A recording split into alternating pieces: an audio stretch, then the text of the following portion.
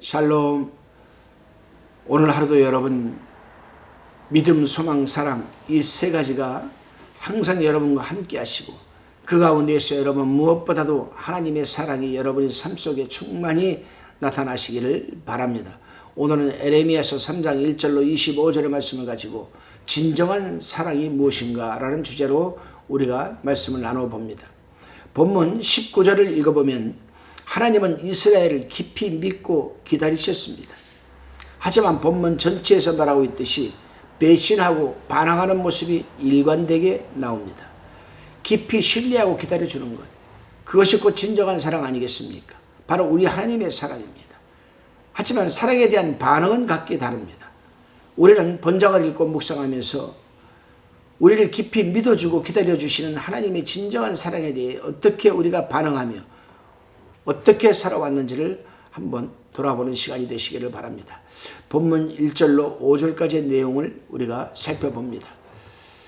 에레미야 선지자는 여기서 우상 숭배의 죄를 영적인 간음죄로 지금 지적하고 있습니다. 율법상으로 보면 아내가 음행한 경우에는 용서치 아니하나라고 신명기 24장 1절로 4절에 기록되어 있습니다. 그러나 하나님께서는 우상 숭배로 영적 음행을 하며 버림받을 유대인들이라도 회개하고 돌아오기를 하나님은 지금 인내심을 갖고 기다리고 계신다는 것입니다. 에레미야는 산상이나 여러분 광야 그런 곳에서 우상 없이 없는 곳이 없을 지경이니 온 땅에 들어오졌다고 합니다. 온 천지가 다 우상에 세워졌다고 합니다. 그로 인하여 하늘의 단비가 그쳐졌고 늦은 비가 그쳐졌다고 합니다. 그럼에도 불구하고 이스라엘은 수치를 모른다라고 지금 말하고 있습니다. 그렇습니다, 여러분. 우리가 무사하고 평안할 때에는 하나님을 돌아보지 않고 우상을 섬기다가 사태가 급할 때에는 금식하며 아버지를 외치면서 울고 불고 합니다. 그러면서 5절에서 하나님의 의중과는 상관이 없이 우리 하나님은 영원히 진노치 아니하신다라고 스스로 외치면서 위안을 삼고는 합니다. 이러한 인간의 발상과 행위에 깔려있는 생각은 우리가 이러한 일을 하여도 하나님이 진노하지 않으신다라는 소위 하나님을 우습게 여기는 생각인 것입니다. 우리는 흔히 하나님을 사랑한다고 합니다. 정말 사랑합니까? 그러나 진정한 사랑은 우리가 평안하고 무사할 때에 하나님의 말씀에 순종하고 따르는 것이 진정한 사랑의 과정이라고 생각합니다.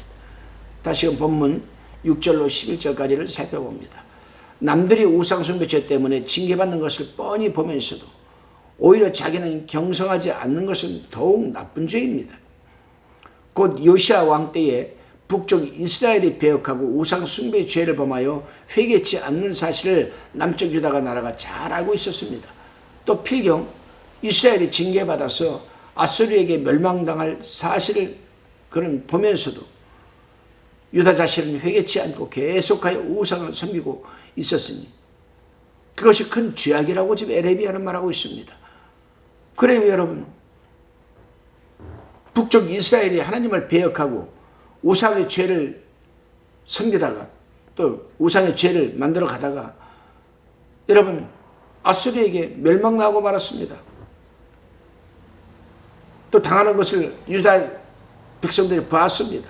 그럼에도 불구하고 유다가 회개치 않고 우상을 섬기고 있으니 이것이 바로 죄악 중에 큰 죄악이라고 대죄악이라고 지금 에레미야는 외치고 있는 것입니다. 그렇습니다, 여러분. 남들이 벌 받을 때 그것을 보는 자가 자기도 그러한 벌을 받을 수밖에 없는 마땅한 죄인인 줄 알고 철저히 회개해야 되는 것 아니겠습니까? 이스라엘도 하나님을 배역하여서 망했고 유다도 하나님을 배역하지만 만일 서로 비교하여 본다면 이스라엘의 죄보다도 유다의 죄가 더욱 크다고 할 수 있습니다. 왜냐하면 알고도 행치 아니하면 죄가 되기 때문이라고 누가복음 12장 47절에서 말하고 있기 때문입니다.